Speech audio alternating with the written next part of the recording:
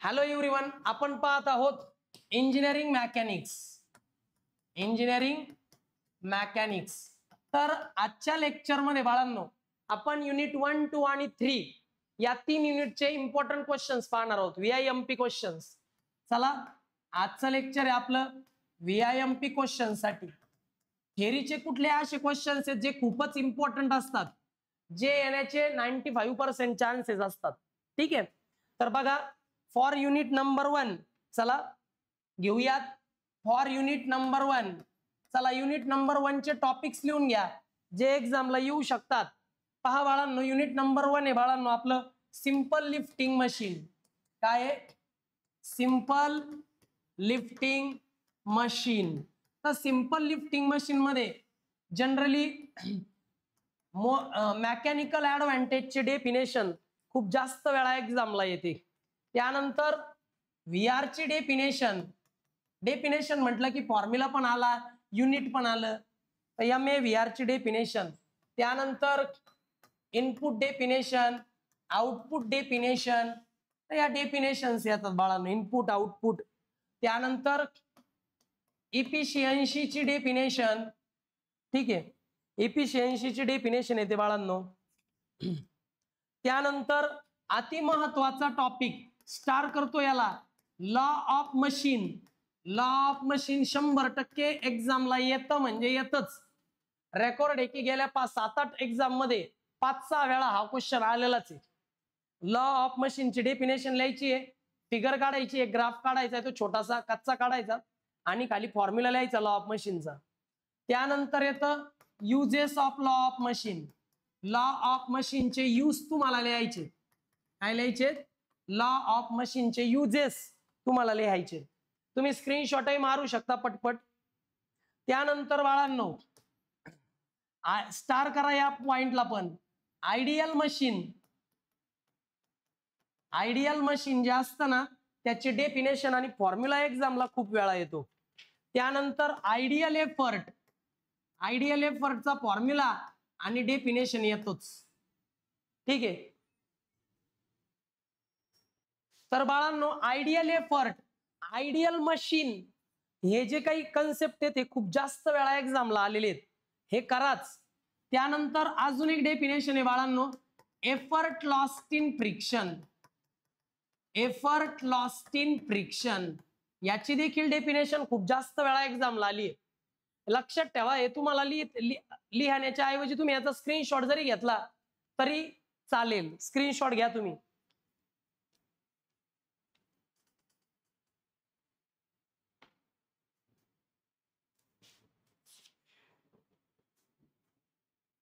चला बाळांनो, आता याच युनिट मध्ये नेक्स्ट जो कन्सेप्ट विचारला जातो तो आहे condition for reversible machine. Reversible आणि इरिव्हर्सिबल मशीनच्या कन्सेप्ट, कंडिशन हे पण एक्झामला आलेले. 50% पेक्षा जास्त इफिशियन्सी असेल तर ती रिव्हर्सिबल कंडिशन आहे, म्हणजे रिव्हर्सिबल मशीन आहे. आणि 50% पेक्षा कमी इफिशियन्सी असेल तर ते इरिव्हर्सिबल मशीन आहे. ही कंडिशन सुद्धा एक्झामला खूप वेळा आली आहे.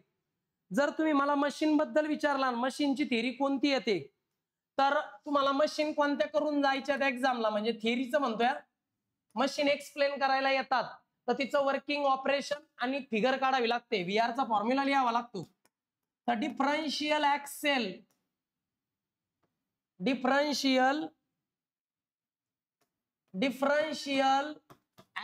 And wheel.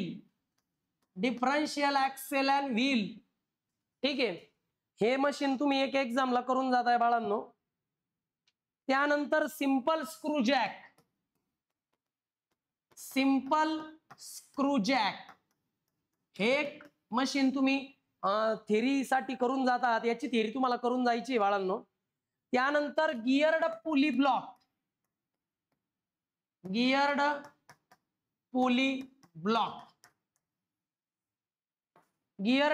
ब्लॉक.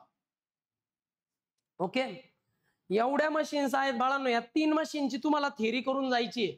सर्व मशीनची थेरी नका करू, याचं वर्किंग, ऑपरेशन आणि 2-4 स्टेटमेंट त्यामध्ये लिहायचे आणि फिगर काढायची. ह्या 3 मशीन करून जा थिअरीच्या बाबतीत. VR चे फॉर्म्युले सर्व मशीनचे पाठ करा, म्हणजे कुठल्याही मशीनवर प्रॉब्लेम आला तर सॉल्व्ह करता येतो. अशा पद्धतीने याचाही तुम्ही स्क्रीनशॉट मारून घ्या. मी दिली एवढी थिअरी युनिट नंबर 1 साठी पुरेशी. ओके.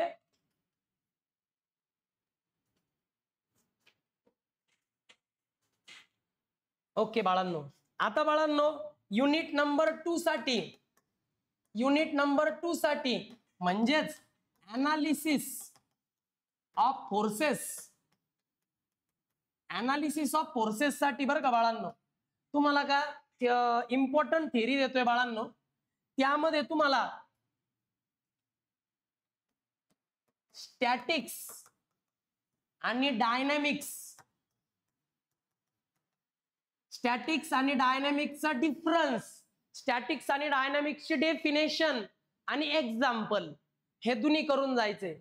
स्टॅटिक डायनॅमिक्सची डेफिनेशन, एक्झाम्पल आणि त्यातला डिफरन्स जनरली खूप वेळा एक्झामला आलेला आहे. ठीक आहे. त्यानंतर बाळांनो रिजिड बॉडीची डेफिनेशन तुम्हाला माहित पाहिजे. रिजिड बॉडी म्हणजे जिच्यावर किती फोर्स अप्लाय केला तरी तिच्या साईज आणि शेप मध्ये काहीच चेंज होत नाही, याला रिजिड बॉडी म्हणतात बाळांनो. त्यानंतर तुम्हाला बाळांनो स्केलर आणि वेक्टर क्वांटिटी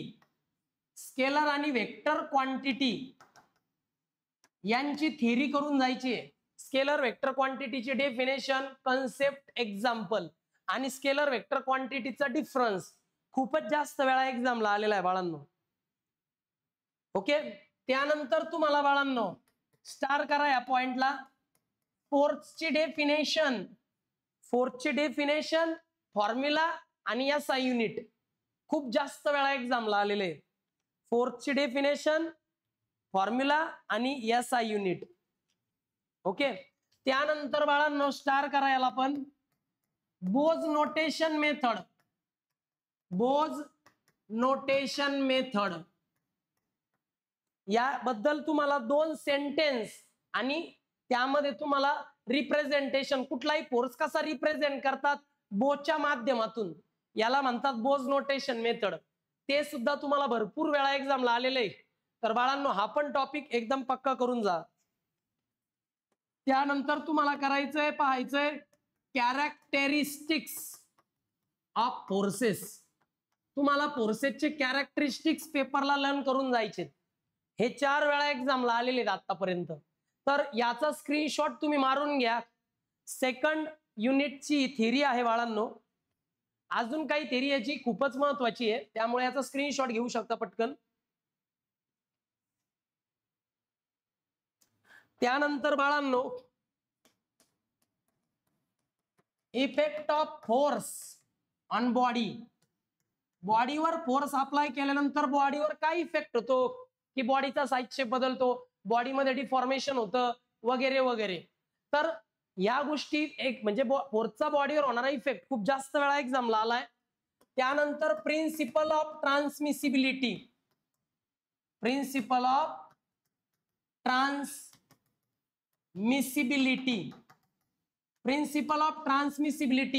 खूप जास्त वेळा एक्झामला आलाय. स्टार करा. या युनिट मध्ये प्रिन्सिपल ऑफ ट्रान्समिसिबिलिटी 7 ते 8 वेळा एक्झामला आलेले. ठीक आहे. आणि हा पण एक मुद्दा हे करा बाळांनो, फोर्स सिस्टीम म्हणजे काय and it's classification. Force system आणि फोर्स सिस्टीमचं क्लासिफिकेशन खूपच जास्त वेळा एक्झामला आलेलं आहे. फोर्स सिस्टीम म्हणजे काय, जेव्हा अनेक फोर्स एखाद्या बॉडीवर ऍक्ट होतात तेव्हा त्याला म्हणतात फोर्स सिस्टीम. फोर्स सिस्टीमचे 2 मेन टाइप मध्ये क्लासिफिकेशन होतात, coplanar force system, non coplanar force system. Coplanar मध्ये collinear, non collinear, parallel force system, non parallel force system. त्यानंतर अजूनही भरपूर आहेत, parallel, unlike parallel force system, आहे की नाही. हे सगळंचे सगळं तुम्हाला त्यामध्ये लिहायचे. फोर्स सिस्टीम आणि त्याचं क्लासिफिकेशन खूप जास्त वेळा एक्झामला आलेले आहे. ठीक आहे. त्यानंतर डेफिनेशन पाहिजे तुम्हाला रिझॉल्युशन ऑफ फोर्स याची डेफिनेशन तुम्हाला एक्झामला पाहिजे बाळांनो. ठीक आहे. त्यानंतर तुम्हाला डेफिनेशन करायची आहे moment of force. Moment of फोर्सची डेफिनेशन तुम्हाला एक्झामला भरपूर वेळा आलेली आहे. मोमेंट ऑफ फोर्सची याचा देखील स्क्रीनशॉट घ्या. सेकंड युनिट मध्ये थेरी सर्वात जास्त आहे. ठीक आहे, झालं बाळांनो. स्क्रीनशॉट घ्या. रिझॉल्युशन ऑफ फोर्सची डेफिनेशन, मोमेंट ऑफ फोर्सची डेफिनेशन. त्यानंतर बाळांनो तुम्हाला एक्झामला आलेलं आहे कपलचा कन्सेप्ट. खूप जास्त वेळा आलाय. कपलची डेफिनेशन, कपलची फिगर आणि कपलच्या प्रॉपर्टीज सुद्धा खूप जास्त वेळा आलेल्या आहेत. कमीत कमी 4 तरी प्रॉपर्टीज कपलच्या माहित पाहिजे. हो, इक्वल अँड अपोजिट फोर्सेस असतात, ते नॉन कॉन्करंट असतात वगैरे वगैरे, पॅरलल फोर्सेस असतात असे. तर कपलची डेफिनेशन, फिगर आणि प्रॉपर्टीज कपलच्या खूप जास्त वेळा एक्झामला आलेले आहेत. त्यानंतर बाळांनो वॅरिग्नॉन्स थेरम खूपच जास्त वेळा एक्झामला आलेला आहे, वॅरिग्नॉन्स थेरम. त्यानंतर डेफिनेशन पाहायची आहे कॉम्पोजिशन ऑफ फोर्सेसची. कॉम्पोजिशन ऑफ फोर्सेसची डेफिनेशन तुम्हाला करायची आहे. त्यानंतर लॉ ऑफ पॅरलेलोग्राम खूप जास्त वेळा एक्झामला आलेले आहे. Law of parallelogram, Varignon's theorem, couple आणि कपलच्या प्रॉपर्टीज, हे 3 पॉइंट खूप जास्त वेळा एक्झामला आलेले आहेत. तर याचाही स्क्रीनशॉट घ्या. अशा पद्धतीने युनिट नंबर 2 ची जी इम्पॉर्टंट थिअरी आहे ते मुद्दे मी तुम्हाला नोट डाऊन करून दिलेले आहेत. ठीक आहे, सर्व मुद्दे आपण आपल्या लेक्चर मध्ये कव्हर केलेले आहेत बाळांनो. ठीक आहे, झालं. आता घ्या युनिट नंबर 3 ची. युनिट नंबर 3 आहे आपला equilibrium of forces. Equilibrium of forces. तर इक्विलिब्रियम ऑफ फोर्सेस मध्ये काही इम्पॉर्टंट टॉपिक्स आहेत. त्यामध्ये तुम्हाला इक्विलिब्रंट अँड रिझल्टंट यांच्यातला डिफरन्स पाठ करायचा आहे. इक्विलिब्रंट आणि रिझल्टंटचा डिफरन्स 5 ते 6 वेळा एक्झामला आलेला आहे. तर तो तुम्हाला पाठ करायचाच आहे. त्यानंतर बाळांनो फ्री बॉडीची डेफिनेशन एक्झामला येते. ठीक आहे, त्यानंतर analytical conditions of equilibrium, analytical conditions for equilibrium. Equilibrium करता एनालिटिकल कंडिशन्स कोणकोणत्या आहेत ते सुद्धा एक्झामला भरपूर वेळा आलंय. Summation of F X is equal to 0, summation of F Y is equal to 0, summation of moment is equal to 0. या 3 एनालिटिकल कंडिशन्स आहेत इक्विलिब्रियमच्या, त्या खूप जास्त वेळा एक्झामला आल्यात.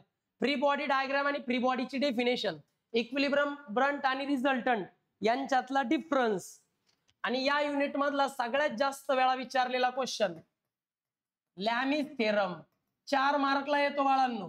लॅमिस थेरमचं स्टेटमेंट, त्यानंतर त्याची फिगर, त्याचं मॅथमॅटिकल एक्सप्रेशन खूप जास्त वेळा एक्झामला आलेले.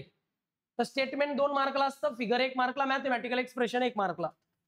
ठीक आहे, त्यानंतर limitations for Lami's theorem. Limitations for Lami's theorem. लॅमिस थेरमचे लिमिटेशन्स पण खूप जास्त वेळा एक्झामला आलेले आहेत.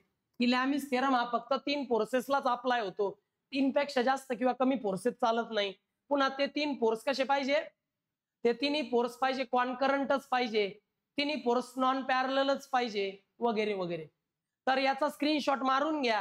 हे पॉइंट्स आहेत युनिट नंबर 3 चे important points.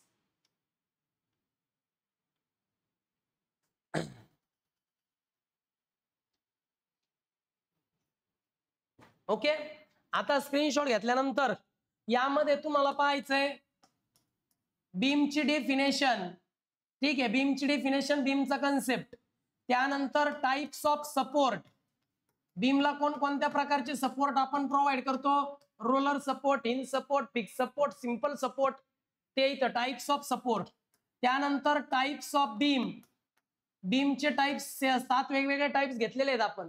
Cantilever beam, fix beam, continuous beam, overhang beam, त्यात सिंगल ओव्हरहँग, डबल ओव्हरहँग आहे की नाही. या वेगवेगळ्या प्रकारचे बीम्स आहेत, ते बीम्स पाहिजेत. त्यानंतर तुम्हाला पेपरला येतं types of loads. Types of load दोन प्रकारचे असतात, आपल्या सिलेबसला तर दोन आहे.